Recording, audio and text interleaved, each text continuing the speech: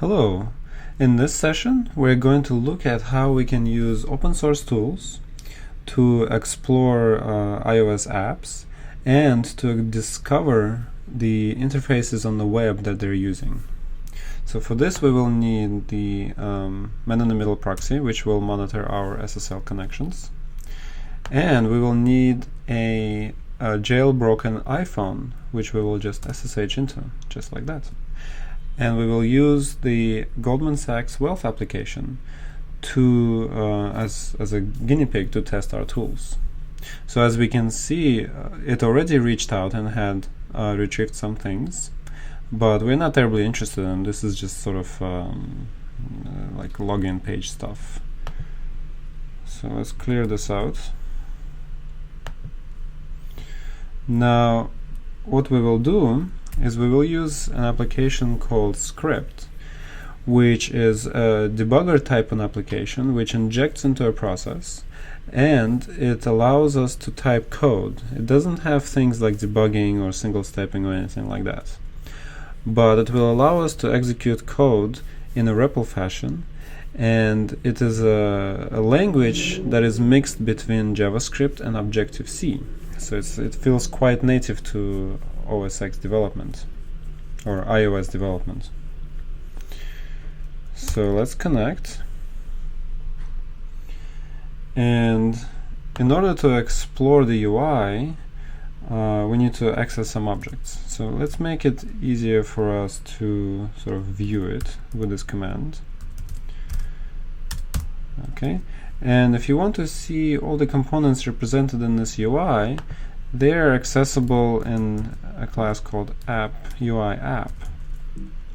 which has a key window field with a recursive view, recursive description to get the entire tree of the view itself. And we can see all the various components here, which are quite nice for our exploration, but it's quite tricky to use in sort of an automated fashion.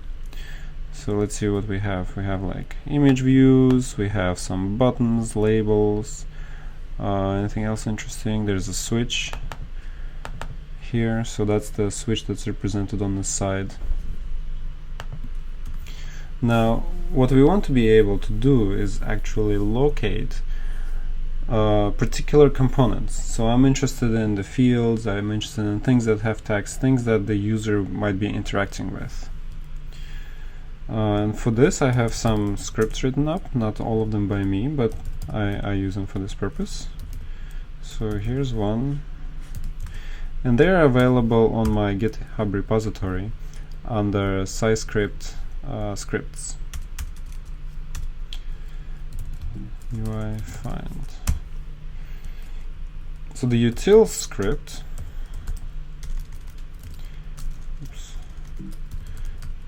that has a nice function called find subviews, and you can specify a function which will be used as a selection mechanism. So I want to see everything that has some sort of text in it. So here we go, mostly labels, which is what I would expect. So there's a UI text field, it's empty.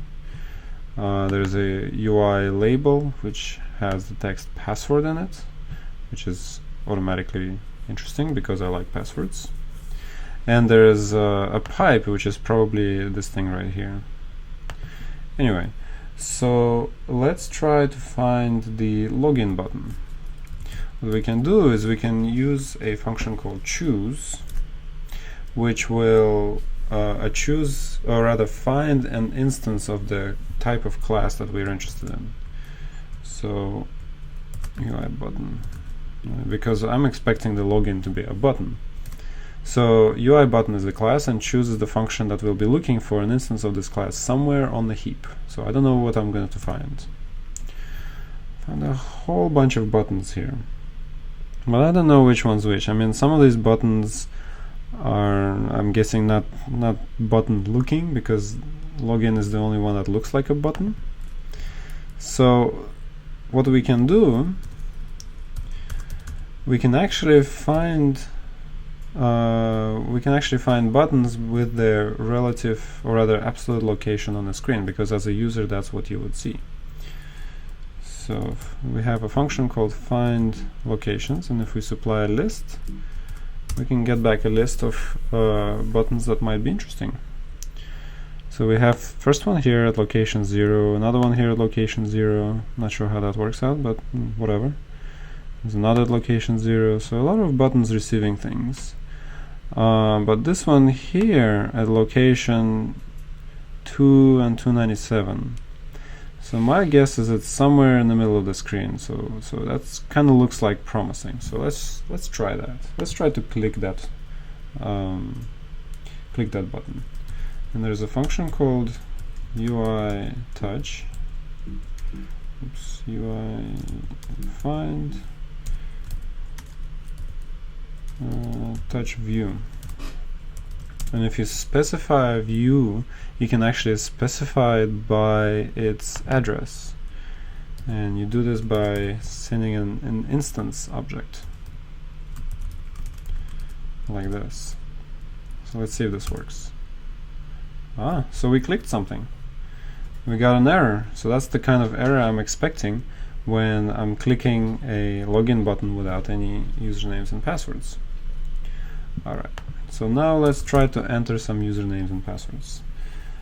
How do we do that? Well, I know that it's probably some sort of text input, so I'm going to choose UI text field.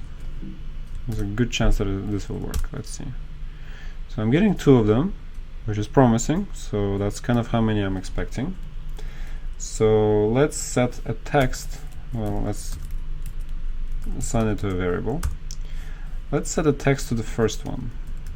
I don't know which one is which, but I'm just going to guess. So we'll just say set text, and we'll give it, I don't know, maybe it's the username.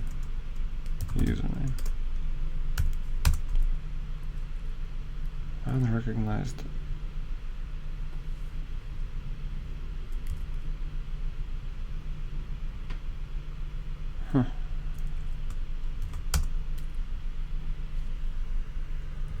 Oh, it should be an index of 0.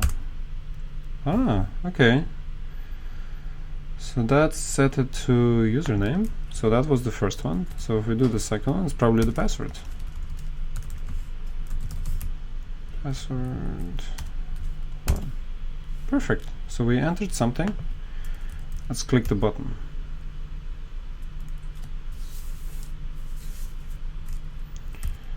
Because we want to be able to discover what happens when you click that button.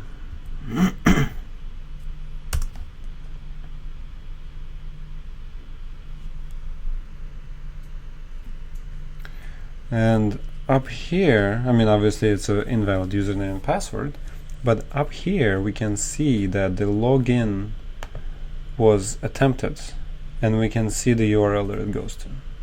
So that's really awesome. But it's only, it's only one. I mean, we can see our username and password.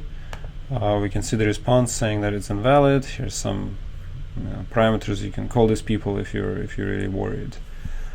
But what I would really like to do is I want to discover more of this application, right? I mean, this is not giving me a lot. So let's try something else. The other cool thing you can do in Cycrypt is that you can rewire the application. So I'm going to fake a login. I'm going to say, through my reverse engineering, I have discovered that there's a class called base main login controller, which is the one that's responsible for a lot of the view controlling of the login screen. And what we can do is we can replace a function that is responsible for command completion. Completed. And we can tell it that if a command was sent, which I'm thinking it's the command for logging in or something login related.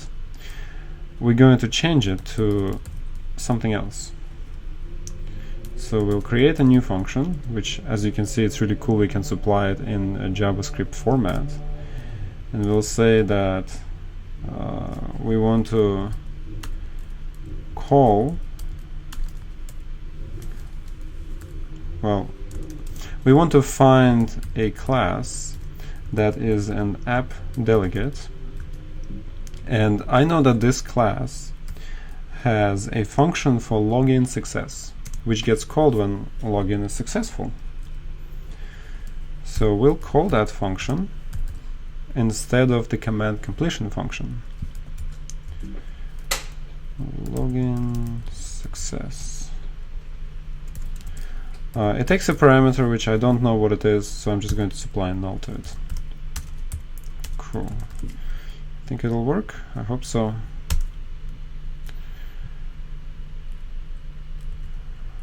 I know what's wrong. So what's wrong is that the message should be messages. Okay. So just to repeat, what happened is that I have taken a function from this Objective-C class, the base main login view controller, and I have replaced it with another function which I'm supplying here through the command line using JavaScript. And in that function, I'm going to find a app delegate which has a login success function which I will call when the command completes. Okay, so what we will do is we will replace the function command completed, which gets executed every time we submit a login request, and we will execute a function which will choose an app delegate, get the first one it finds, and it will execute a function called login success. Let's see what happens.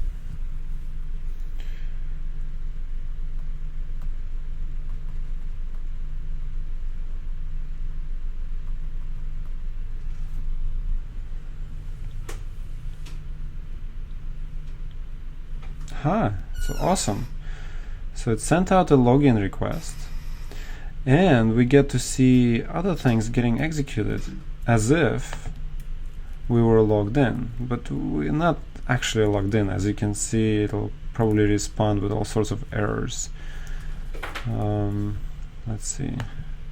Yeah, so here it'll say 302 not found, you need to be able to be logged in, but at least we have discovered all the different APIs it is trying to access, and we can actually explore the application. We can go to places that a logged in user would be able to go to and see what sorts of things they will be trying to access. And this is how you could use Cycrypt or Script and other open source tools to automate discovery of applications, discovery of URLs, and sort of get targets to try to pen test.